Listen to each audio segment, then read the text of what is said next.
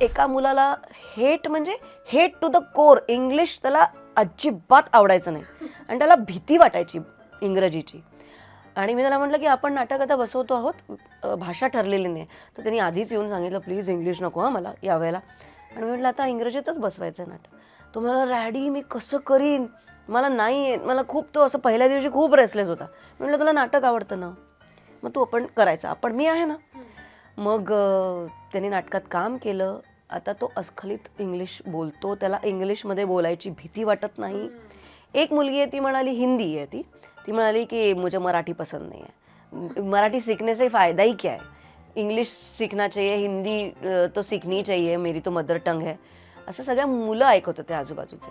आणि मग राग यायला लागला तिचा पण इतरांना. मी म्हटलं ठीक आहे, मी फक्त ऐकून घेतलं.